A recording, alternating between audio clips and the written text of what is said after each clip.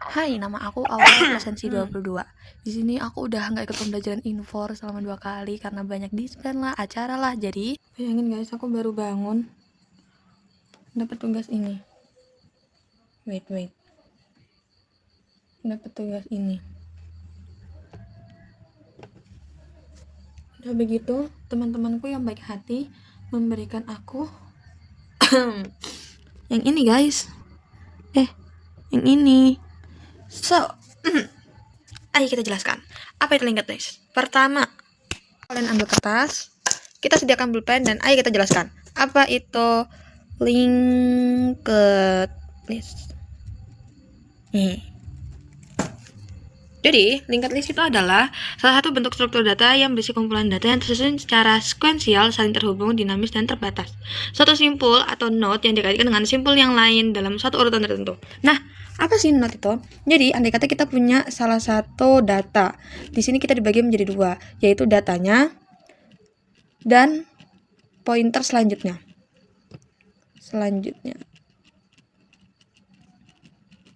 Contoh, kalau misalkan kalian menyimpan data di sini sebanyak 15 dan kalian memiliki data lagi di sini sebanyak 20 dan ini memiliki kode 1005, maka di sini akan menyimpan 1005 dan ini akan terhubung. Gitu. Nah, apakah akan sesimpel itu? Dan emang sesimpel itu? Tidak. Masih ada penjelasan lebih lanjut. Ini kita juga udah punya kode, yaitu yang pertama kita setting dulu keterangannya itu apa aja. Lalu kita masukin kode-kodenya dari baris ke 9 sampai baris ke 12. Isinya apa aja, stringnya apa aja gitu. Terus kita masukkan ke node berikutnya, yaitu dengan nama seperti ini, lalu second. Ini second itu menghubungkan dari ini ke sini ya. Habis itu ke third, dari third ke sini. Dan selanjutnya, dan ini akan menjadikan salah satu data yang saling terhubung. Nah, fun fact dan yang wajib diketahui adalah linked list tidak bisa dilakukan secara acak. Jadi dia hanya berurutan sesuai dengan waktu. Begitu. Nah, terus kalau misalkan mau dari start langsung ke 0 tuh gimana? Nah, ini nih, beda lagi. Kita di sini ada namanya start. Dan di sini langsung 0 atau kita bisa sebut dengan n. Nah, berarti misalkan ini mempunyai kode 1007. Start ini akan mengambil menyimpan data ini yaitu 1007 dan 0 ini akan langsung ke sini yang berupa kosong. Jadi ini sudah terhubung. Jadi langsung start dan n.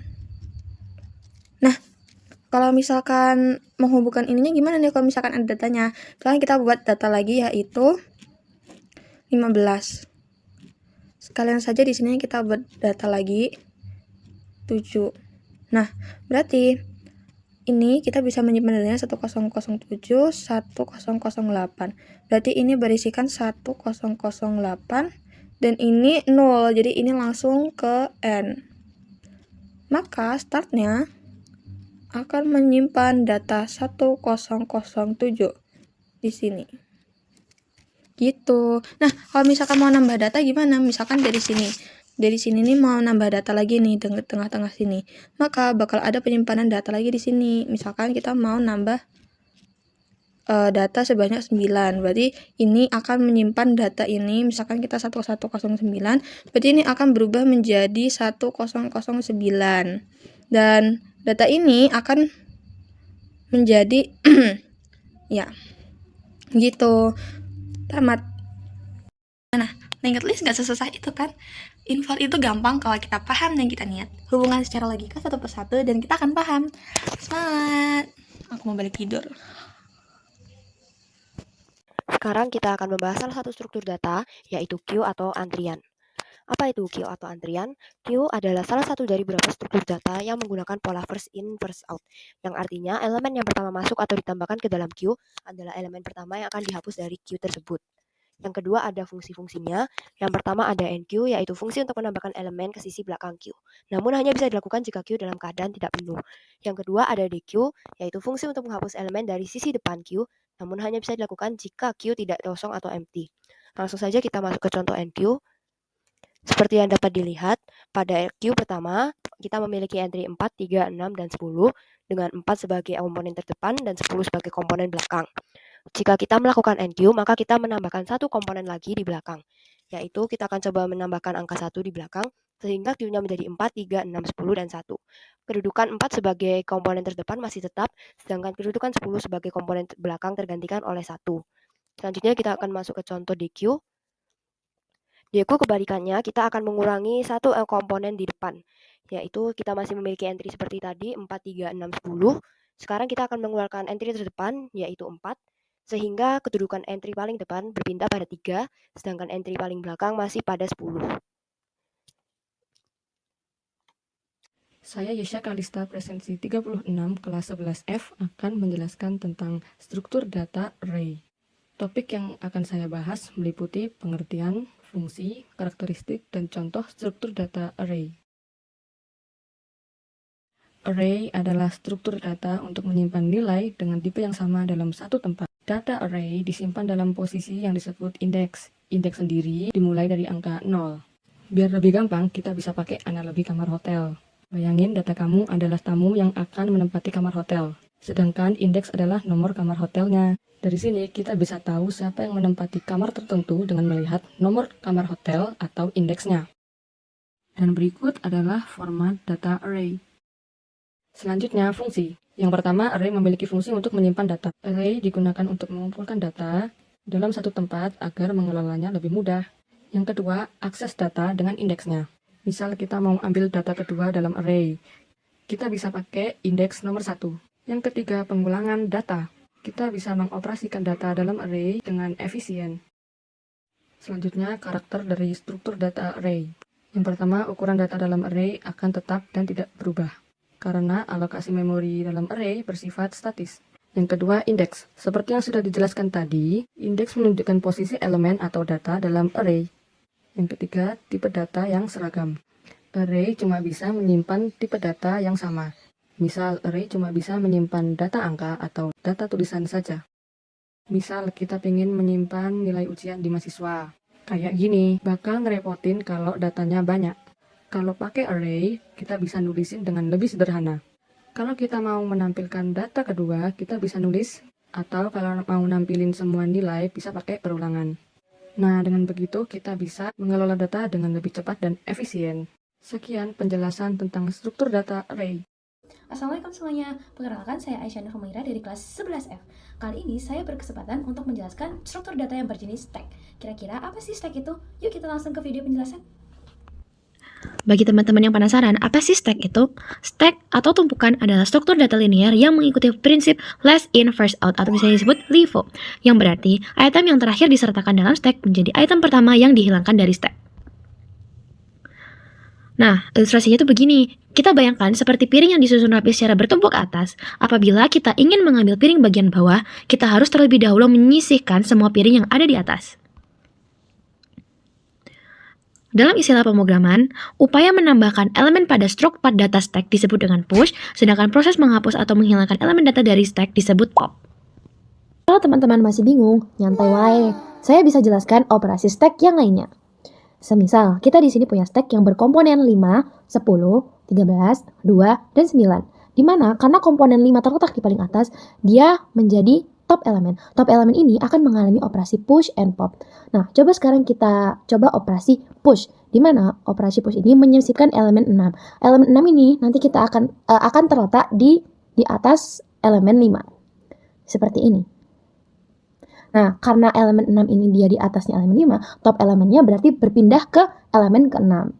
Nah, kalau misalnya kita mencoba proses pop atau menghilangkan elemen ke-6, seperti ini, nah jadi top elemennya akan kembali ke komponen 5. Seperti itu teman-teman, gampang kan? Nah, dalam stack kalian harus menghindari dua hal ini. Underflow, yaitu keadaan di mana kita mencoba mengakses atau menghapus elemen data pada stack yang kosong. Yang kedua, overflow, yaitu keadaan di mana ruang memori yang dialokasikan untuk struktur data stack sudah penuh, namun masih dilakukan operasi penyisipan elemen.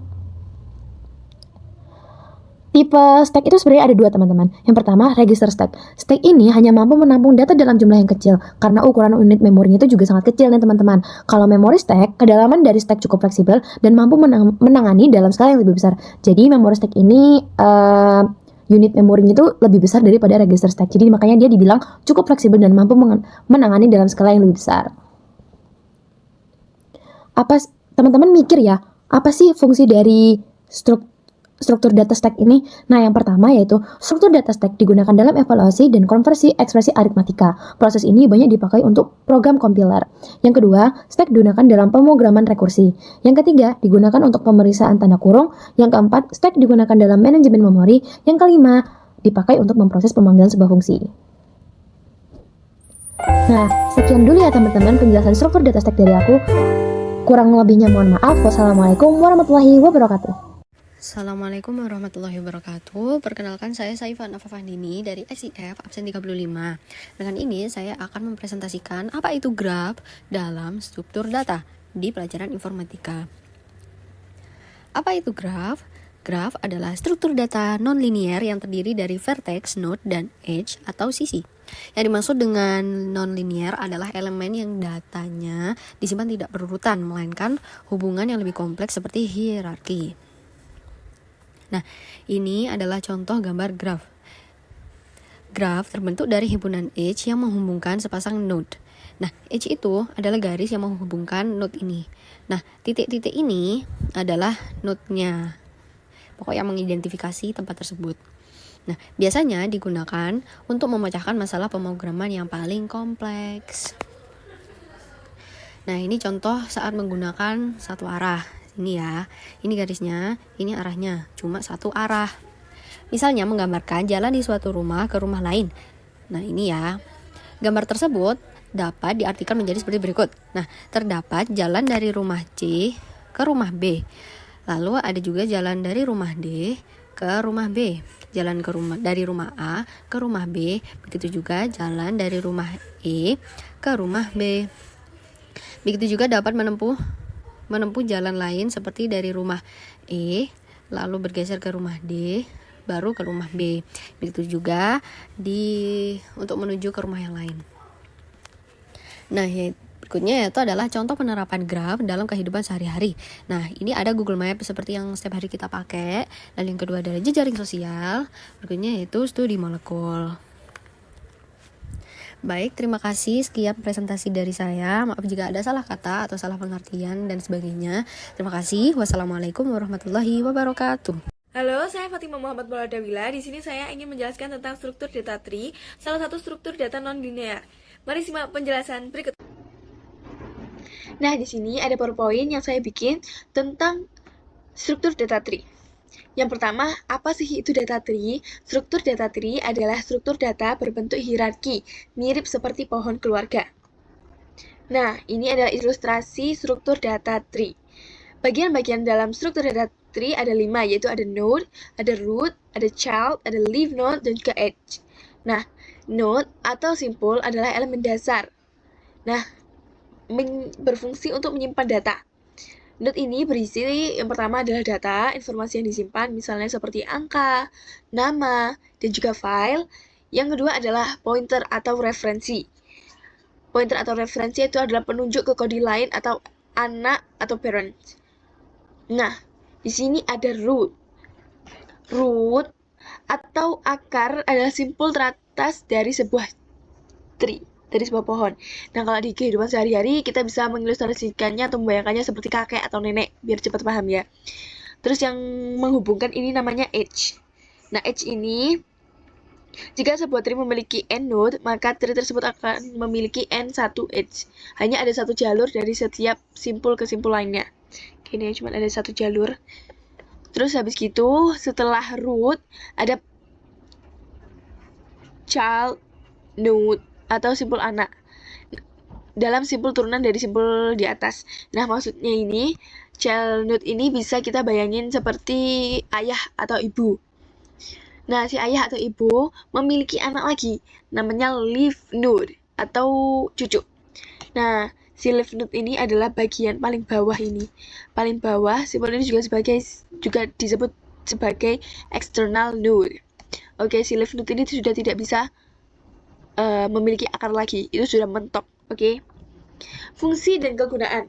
Yang pertama, dalam kehidupan nyata, struktur data tree membantu dalam pengembangan game. Yang kedua, membantu pengindeksan pada database. Yang ketiga, domain name server juga menggunakan struktur data tree. Yang keempat, decision tree ada tools yang biasanya digunakan dalam analisis keputusan. Yang kelima, kasus penggunaan tree yang paling umum adalah situs jejaring sosial seperti Facebook, Instagram, Twitter, dan lain-lain. Apa sih kelebihan dan kekurangannya? Nah, kelebihannya yaitu yang pertama, proses mencari data bisa dilakukan dengan cepat. Tapi kekurangannya yaitu adalah membutuhkan waktu yang lama untuk memasukkan data karena harus menyesuaikan dengan urutan nilainya. Oke, terima kasih. Sekian penjelasan dari saya. Wassalamualaikum warahmatullahi wabarakatuh.